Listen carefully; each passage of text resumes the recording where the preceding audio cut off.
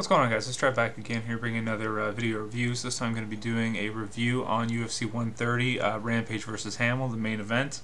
So this was a good fight, and it went down a lot how I thought it was going to, but I did think the Rampage would be able to, to seal the deal and knock Hamil out. He wasn't able to, but he was swinging too, and he was fighting too. It's not like GSP or one of these other guys when they basically are fighting, but they it's blatantly obvious that they're not trying to finish the fight. Rampage was trying to finish the fight. It's just that Matt Hammill had good head movement. He was he took quite a few really powerful good shots, and he just he stayed in there, man. He did a pretty good job.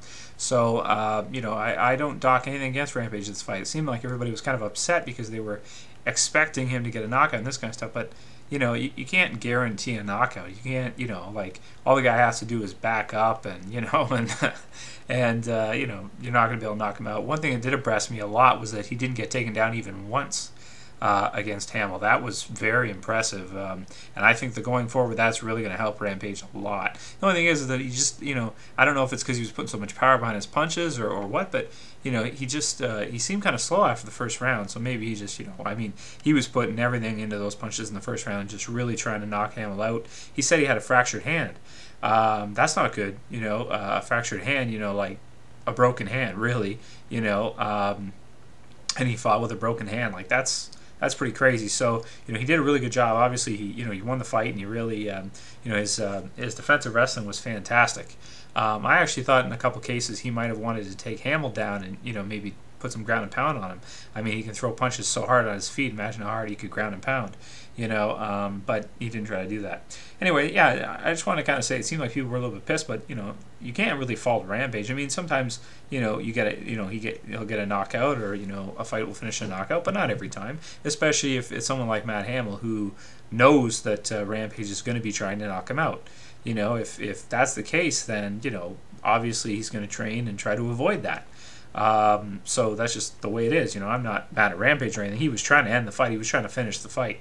So he did a good job. He really shut Hamil down. Matt Hammill he looked almost as bad in this fight as he did against John Jones. He just really had nothing for Rampage, nothing at all. So for him, I always kind of thought, he'll be a gatekeeper in the 205 division, and I think he still will be. I think the best thing for Hamil to do might actually be to cut down to 185 and try his luck there, because I don't think he'll ever be a champion at 205 or even close, not even top 5 or top 10. I think if he goes down to 185, he'll have to lose some muscle, obviously, but I just think that would be a better weight class for him. I think that would be more suitable for him, because he really got kind of outpowered here against Rampage, I want to say, a little bit. Like, Rampage is really strong for his weight. I mean, if you look at his early career and the slams he was putting on guys and stuff like that, you can't slam guys like that unless you're really strong, and Rampage is. He's extremely strong. So yeah, it was a good fight. Good night of fights. I liked the Frank Mir versus Roy Nelson fight. That also went pretty much how I thought it was going to go. I was really impressed by Frank Mir's wrestling, and how he was able to take Roy Big Country down. He's really improving a lot. Man, Frank Mir has got to be, if there's one fighter I think of that over the course of their career improved the most, I would have to say that's Frank Mir. I mean, this guy, like, he started off as just a jiu-jitsu guy. He was like the UFC's Nogueira.